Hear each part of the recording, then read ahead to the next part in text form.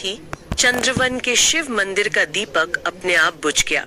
आकाश में एक भी तारा नहीं था। मतलब सन्नाटा इतना गहरा कि सांस लेने की आवाज भी गूंज जाए। पुजारी सोमदेव ने उस बुझे हुए दीपक को दोबारा जलाया, लेकिन तभी मंदिर के बाहर से एक बच्चे की कांपती हुई आवाज आई, दीपक मत जलाना वरना वो मुझे ढूंढ लेगा। ये सच में रोंगटे खड़े कर देने वाला दृश्य है। हाँ, लेकिन सबसे डरावनी बात ये नहीं थी कि रात के उस पहर कोई बच्चा वहां अकेला था। सबसे डरावनी बात ये थी कि यह आवाज उस बच्चे की थी जो पूरे 7 साल पहले गायब हो चुका था। बाप रे, मैंने जब इस स्रोत को पहली बार पढ़ा था ना, तो उस पहले ही दृश्य ने मुझे पूरी तरह से झकझोर कर रख दिया था। हवा का कोई झोंका नहीं था वहां, फिर भी वो दीपक बार बार बुझ रहा था। बिल्कुल। और जब पुजारी सोमदेव बाहर आए तो सीढ़ियां पूरी तरह खाली थीं। वहां केवल मिट्टी का एक छोटा सा खिलौना पड़ा था, एक बैल जिसका एक सींग टूटा हुआ था। और ये शुरुआत किसी बहुत ही बेहतरीन हॉरर फिल्म के दृश्य जैसी लगती है।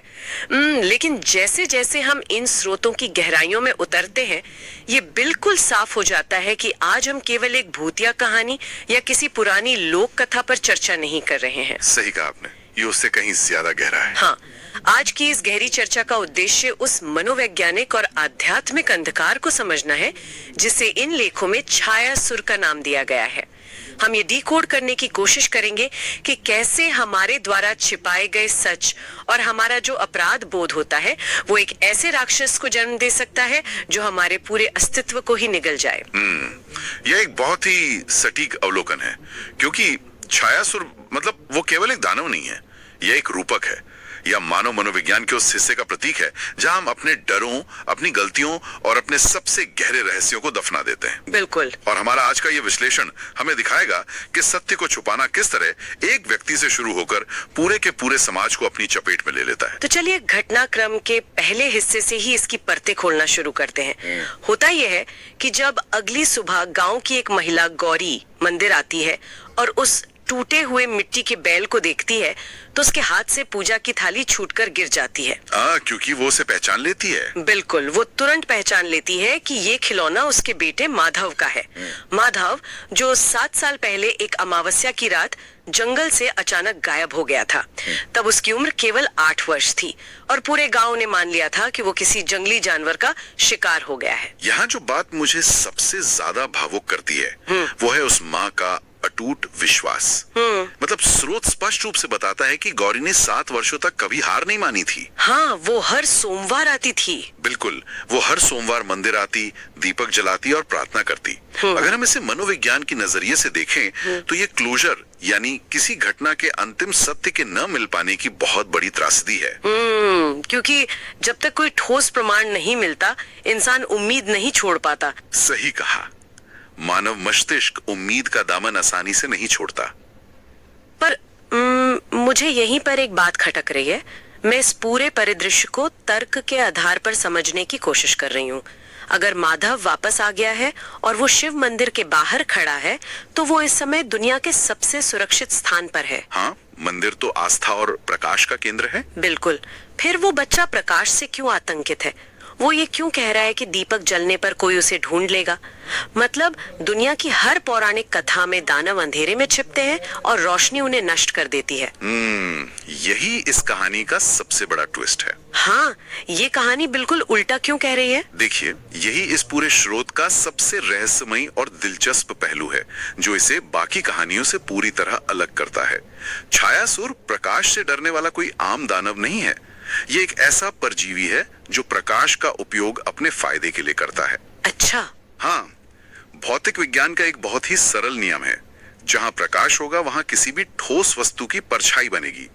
छायासुर को अंधेरा रास्ता नहीं दिखाता, बल्कि वह प्रकाश से बनने वाली उस छाया को ट्रैक करता है। ओहो, ये तो ऐसा हुआ जैसे कोई हीट सीकिंग मिसाइल ऊष्मा को ट्रैक करती है, वैसे ही ये दानव छाया को ट्रैक कर रहा है। बिल्कुल सटीक तुलना की आपने। और इसी कारण माधव का वह डर पूरी तरह से तार्किक हो जाता है। अगर दीपक जलेगा तो माधव की परछाई बनेगी, और अगर परछाई बनेगी तो छायासुर उस परछाई के रास्तों तक पहुंच जाएगा। बाप रे, ये कितना भयानक है। यही वो तंत्र है जिसके कारण एक 8 साल का बच्चा 7 वर्षों तक अंधेरे में मतलब मंदिर के तहखानों में छिपने को मजबूर हो गया। वो प्रकाश से इसलिए नहीं डर रहा था कि प्रकाश उसे नुकसान पहुंचाएगा, बल्कि इसलिए क्योंकि प्रकाश उसकी उपस्थिति को उस दानव के सामने उजागर कर देगा। बिल्कुल। हमारे पास जलासुर नाम के एक पात्र का संस्मरण है जो इस बात की पुष्टि करता है। वो लिखता है कि 7 साल पहले उसी अमावस्या की रात जब माधव गायब हुआ था, उसने जंगल में एक काली आकृति को प्रकाश के स्रोतों के पीछे भागते देखा था। हाँ, मैंने भी वो हिस्सा पढ़ा था। बहुत डरावना है। लेकिन इस कहानी का जो दृश्य मुझे सबसे ज्यादा विचलित करता है वो मंदिर की तीसरी रात का दृश्य है, जब ये निर्णय लिया जाता है कि उस रात दीपक नहीं जलेगा, केवल चांद की हल्की रोशनी होगी। वो दृश्य इस पूरे वृत्तांत का एक बहुत ही गहरा, मतलब बेहद भावनात्मक मोड़ है। हाँ, अंधेरे से वो बच्चा प्रकट होता है, 8 साल का माधव। 7 साल बीत जाने के बाद भी उसके शरीर में कोई बदलाव नहीं आया है। उसकी उम्र वहीं रुक गई है। वो डरा हुआ है। लेकिन सबसे खौफनाक बात जो स्रोत में बताई गई है वो ये है कि चांद की रोशनी में भी उसके शरीर से कोई परछाई नहीं बन रही थी। हाँ, क्योंकि वो पूरी तरह से भौतिक रूप में वहां नहीं था। और जब उसकी माँ गौरी उसे देखकर दौड़ती है, उसे गले लगाने की कोशिश करती है, तो उसके हाथ माधव के शरीर के आर पार निकल जाते हैं। वो बस हवा है। ये सच में दिल तोड़ देने वाला क्षण है। इस घटना को अगर हम ट्रॉमा या गहरे आघात के नजरिए से डिकोड करें तो बहुत कुछ स्पष्ट हो जाता है। माधव भौतिक रूप से वहां मौजूद नहीं है, क्योंकि 7 साल पहले एक भयानक घटना को देखकर उसका मनोवैज्ञानिक और शारीरिक विकास वहीं रुक गया। मतलब वो समय में ही जम गया था। मनोविज्ञान में इसे डिसोसिएशन कहते हैं। जब कोई व्यक्ति, विशेषकर एक बच्चा, किसी ऐसी घटना का सामना करता है जिसे उसका दिमाग प्रोसेस नहीं कर पाता, तो वो खुद को वास्तविकता से अलग कर लेता है। वो समय के एक लूप में फंस जाता है। माधव के शरीर का आर पार होना इसी बात का प्रतीक है कि वो अपनी ही कहानी में एक भूत बन चुका है। और वो रोते हुए अपनी माँ से कहता है, मैं गया नहीं था माँ, मैं छिप गया था। और वो यह भी बताता है कि वो 7 साल तक मंदिर में लोगों को देखता था, अपनी माँ को पुकारता था, लेकिन उसकी आवाज किसी तक नहीं पहुँचती थी। ये किसी भी इंसान के लिए सबसे बड़ी सजा हो सकती है। बिल्कुल, आप सबके बीच है, लेकिन कोई आपको देख या सुन नहीं सकता। और यहाँ हमें यह समझना होगा कि ये सजा उसे छायासुर ने नहीं दी थी। ये स्थिति उस छिपे हुए सत्य का परिणाम थी। अच्छा, तो छायासुर सिर्फ झूठ से नहीं बनता? नहीं, छायासुर साधारण झूठ या धोखे से जन्म नहीं लेता। ये तब ताकतवर होता है जब हम किसी ऐसे सच को दबाते हैं जिसे सामने आना चाहिए। जब हम सत्य को अंधेरे में ढकेलते हैं तो वो सत्य अंदर ही अंदर सड़ने लगता है। इसे इस तरह सोचिए जैसे शरीर पर कोई गहरा घाव हो। अगर उस घाव को एक पट्टी से कसकर बांध दिया जाए और उसे कभी खुली हवा न लगने दी जाए तो अंधेरे और घुटन में वो घाव नासूर बन जाता है। बिल्कुल, वो जहर फैलाने लगता है। हाँ, उसे ठीक होने के लिए खुली हवा की यानी सत्य के प्रकाश की आवश्यकता होती है। यहाँ माधव के साथ जो हो रहा है वो वही नासूर है जो 7 सालों तक अंधेरे में पलकर छायासुर बन गया। घाव की उपमा यहाँ पूरी तरह से फिट बैठती है। तो अब सबसे बड़ा सवाल ये उठता है कि उस घाव की शुरुआत कहाँ से हुई। मतलब माधव ने 7 साल पहले आखिर ऐसा क्या देखा था जिसे छिपाने की कोशिश ने इतने बड़े अंधकार को जन्म दे दिया। इसके लिए स्रोत हमें सीधे उस भयावह रात में ले जाते हैं। 7 साल पहले माधव अपने पिता हरिनाथ के पीछे पीछे जंगल गया था। वहां उसने देखा कि उसके पिता कुछ अन्य गांव वालों के साथ मिलकर एक पुराने खंडहर के पास जमीन खोद रहे हैं। और उन्हें क्या मिलता है? उन्हें मंदिर का पुराना धन, सदियों पुराने सिक्के और चांदी के आभूषण मिलते हैं। लालच में आकर वे उस धन को आपस में बांट लेते हैं। और हरिनाथ का किरदार यहाँ बहुत जटिल है। वो पूरी तरह से बुरा इंसान नहीं है। वो शुरू में इस चोरी का विरोध करता है, लेकिन फिर बाकियों के दबाव और इस डर से कि समाज उसे क्या कहेगा, वो चुप रह जाता है। वो उस धन को स्वीकार कर लेता है। और मुझे यहाँ भी एक समस्या नजर आ रही है। मतलब हरिनाथ ने कोई खून तो नहीं किया था ना, उसने बस कुछ पुराने सिक्के चुराए थे। और स्रोत ये भी बताते हैं कि उसने कभी उन सिक्कों का खर्च भी नहीं किया। हाँ, वो बस चुप रहा। तो केवल चुप रहने और एक छोटी सी चोरी से इतना भयानक दानव कैसे पैदा हो गया? यही तो मनोविज्ञान के सबसे गहरे सिद्धांतों में से एक है। कार्ल युंग ने इसे शैडो सेल्फ कहा था। हमारे व्यक्तित्व का वो हिस्सा जिसे हम समाज से, अपने परिवार से और कभी कभी खुद से भी छिपाना चाहते हैं। यानी हमारा वो डार्क साइड। हाँ, हरिनाथ ने जब चोरी की तो वो कर्म बुरा था, लेकिन छायासुर उस कर्म से पैदा नहीं हुआ। छायासुर उस ऊर्जा से पैदा हुआ जो हरिनाथ ने उस सच को छिपाने में लगाई। अच्छा, मतलब समस्या अपराध नहीं बल्कि अपराध को छिपाने की प्रक्रिया थी। बिल्कुल। इसे ऐसे समझें जैसे आप पानी के नीचे एक बड़ी सी गेंद को दबाकर रखने की कोशिश कर रहे हो। गेंद को नीचे रखने के लिए आपको लगातार ताकत लगानी पड़ती है। हरिनाथ का डर, उसकी लज्जा और उसका आत्मसंरक्षण, यही वो ताकत थी, वो भोजन था जिसने उस काले धुएं को छायासुर में बदल दिया। और हरिनाथ खुद को बचाने की कोशिश कर रहा था, लेकिन विरोधाभास ये है कि उसका ये आत्मसंरक्षण ही उस दानव को अमर बना रहा था। सही कहा। और चूंकि माधव ने ये सब देख लिया था, वो इस सत्य का जीवित साक्षी बन गया। हाँ, माधव पेड़ के पीछे छिपा ये सब देख रहा था। जैसे ही माधव से एक टहनी टूटती है, वो भागता है, लेकिन उन सिक्कों से उठे लालच और छिपे हुए अपराध के धुएं ने छायासुर का रूप ले लिया था। और छायासुर उसका पीछा करता है। बिल्कुल। माधव भागकर शिव मंदिर पहुंचता है। उस समय मंदिर में एक बड़ा दीपक जल रहा था। उस रोशनी में माधव की परछाई बनती है और उसी परछाई से छायासुर की लाल आंखें उभरती हैं। माधव समझ जाता है कि जहां प्रकाश होगा वहां परछाई होगी, इसलिए वो मंदिर के भूमिगत कक्ष के अंधेरे में छिप जाता है। 7 साल का वो मौन, हरिनाथ का ये सोचना कि माधव का गायब होना उसके पाप का दंड है, ये सब एक विषैले चक्र की तरह काम कर रहा था। हरिनाथ सच नहीं बोल रहा था क्योंकि उसे डर था कि लोग उसे चोर कहेंगे। और समाज का ये डर कि लोग क्या कहेंगे असल में छायासुर का सबसे बड़ा हथियार है। और अब हम इस विश्लेषण के सबसे शक्तिशाली और सिनेमाई हिस्से की ओर बढ़ते हैं, इसका क्लाइमैक्स। जब हरिनाथ का अपराध आखिरकार सबके सामने आता है, तो मंदिर के बाहर का पूरा माहौल बदल जाता है। हाँ, वहाँ का दृश्य एकदम रोंगटे खड़े करने वाला है। स्रोत बताते हैं कि बिना दीपक जले भी दीवारों पर काली परछाइयां रेंगने लगती हैं। धरती से धुएं की एक लंबी आकृति उठती है। छायासुर कभी इंसान जैसा दिखता है, कभी किसी भयानक जानवर जैसा। वो हंसते हुए हरिनाथ से कहता है कि डर, लज्जा और छिपा हुआ सत्य ही उसकी शक्ति है। ये वो क्षण है जहां कहानी अपने चरम पर पहुंचती है। छायासुर की वो बात केवल हरिनाथ के लिए नहीं है, वो मानव स्वभाव पर एक सीधा प्रहार है। और माधव लगातार चीख रहा होता है, दीपक मत जलाना, वो मुझे ढूंढ लेगा। लेकिन तभी नंदिनी, जो गांव की एक साहसी महिला है, एक ऐसा कदम उठाती है जो हर तर्क के खिलाफ लगता है। वो क्या करती है? वो कहती है, वो तुम्हें पहले ढूंढ चुका है, अब हम अंधेरे में छिपते रहें तो क्या होगा?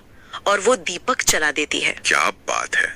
नंदिनी का ये कृत्य इस बात का प्रतीक है कि समस्या से भागना अब कोई विकल्प नहीं है। सत्य का सामना करना ही एकमात्र रास्ता है, भले ही वो शुरुआत में कितना भी डरावना क्यों न लगे। हाँ, और दीपक जलते ही माधव की परछाई जमीन पर उभरती है और छायासुर विशाल होकर उसकी ओर मुड़ता है।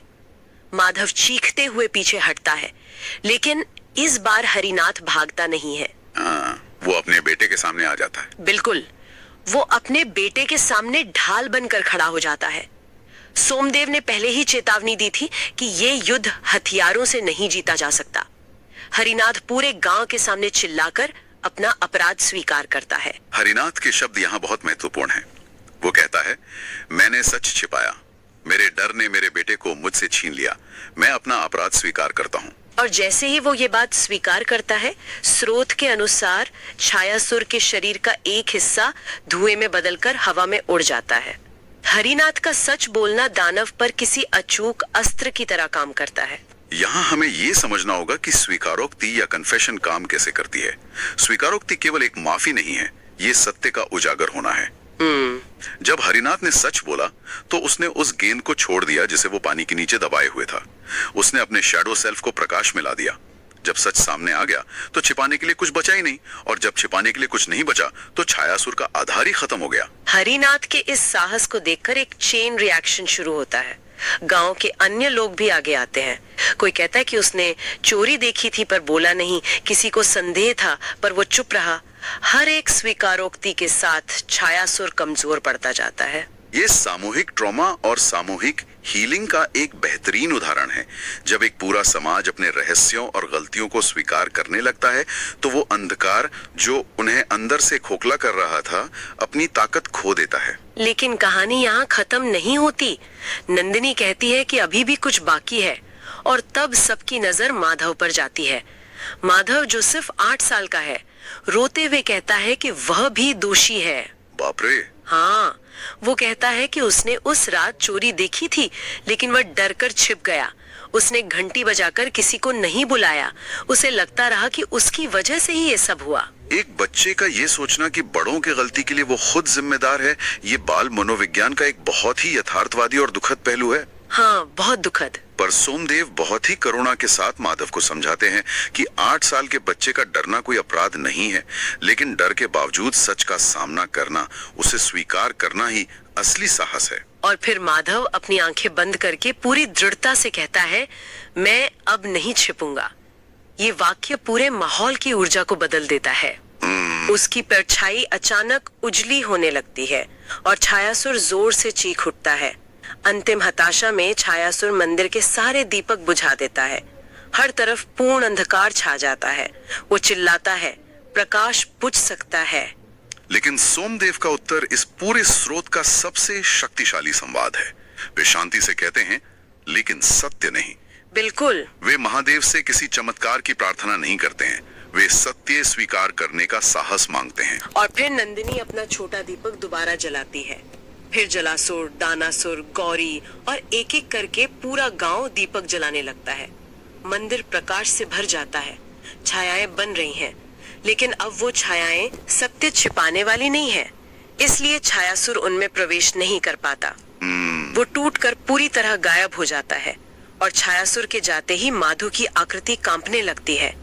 गौरी दौड़कर अपने बेटे का हाथ पकड़ती है और इस बार उंगलियां हवा के आर पार नहीं झूलती, वे माधव को छू लेती हैं। मतलब माधव वापस अपने वास्तविक भौतिक रूप में आ जाता है। वो जीवित है। सत्य ने उस लूप को तोड़ दिया है जिसमें वो 7 सालों से कैद था। ये दृश्य इतना भावुक है कि पढ़ते हुए रोंगटे खड़े हो जाते हैं। माधव अपने पिता से पूछता है कि क्या वो अब कभी सच छिपाएंगे। हरिनाथ आंसू पोंछते हुए वादा करता है, कभी नहीं। ये सच में बहुत खूबसूरत अंत है। इसके बाद चंद्रवन में एक नई परंपरा शुरू होती है। मंदिर के प्रवेश द्वार पर एक छोटा दीपक रखा जाने लगा, जिसके पास केवल 4 शब्द लिखे होते हैं, सत्य से मत छिपो। इस पूरी यात्रा से जो सबसे बड़ी सीख निकल कर आती है वो ये है कि सत्य से भागना अंधकार को बढ़ाता है।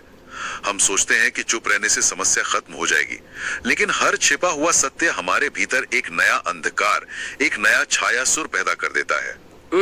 बिल्कुल। गलती स्वीकार करना कमजोरी नहीं बल्कि साहस है। महादेव का प्रकाश अंधकार से लड़ता नहीं है, वो बस जलता है और अंधकार अपने आप पीछे हट जाता है। ये सोचने वाली बात है कि क्या हम भी अपनी जिंदगी में किसी कठिन बातचीत को टालकर या किसी बड़ी गलती को छुपाकर अपने ही भीतर किसी छायासुर को पाल रहे हैं। कभी कभी मन कहता है आज नहीं कल बता देंगे, और वो कल कभी नहीं आता। जिस दिन हम अपनी गलती स्वीकार करते हैं उस दिन हमारा अतीत नहीं बदलता, लेकिन हमारा भविष्य जरूर बदलना शुरू हो जाता है। अब ये विचार सच में लंबे समय तक आत्ममंथन करने पर मजबूर करेगा। लेकिन इससे पहले कि हम आज की इस गहरी चर्चा को समाप्त करें, श्रोतों के अंतिम पन्ने एक और रहस्य की ओर इशारा कर रहे हैं। चंद्रवन की ये शांति बहुत समय तक टिकने वाली नहीं है। हाँ, क्योंकि माधव के वापस आने के कुछ दिन बाद ही नंदिनी ने शिवलिंग के सामने राख से लिखा एक संदेश देखा, मुझे मत बुलागा। सोमदेव ने उसे साफ किया, लेकिन अगले दिन वो फिर लिखा था और तीसरे दिन एक और पंक्ति जुड़ गई। वो महादेव का नाम सुनकर जागता है। जलासुर ने उस राख को पहचान लिया। वो किसी साधारण जगह की राख नहीं थी। वो उस जंगल की राख थी जहां वर्षों पहले एक पूरा आश्रम जल गया था। वहां एक ऐसा जीव कैद था जो महादेव से घृणा नहीं करता, बल्कि उनका नाम सुनकर डरता है। आखिर कौन है वो, और मंदिर में राख से संदेश कौन लिख रहा है? इस रहस्य का पर्दा उठेगा अगली बार।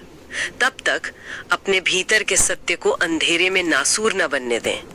उस पट्टी को खोलें और सत्य के प्रकाश को अपना काम करने दें। ओम नमः शिवाय। हर हर महादेव।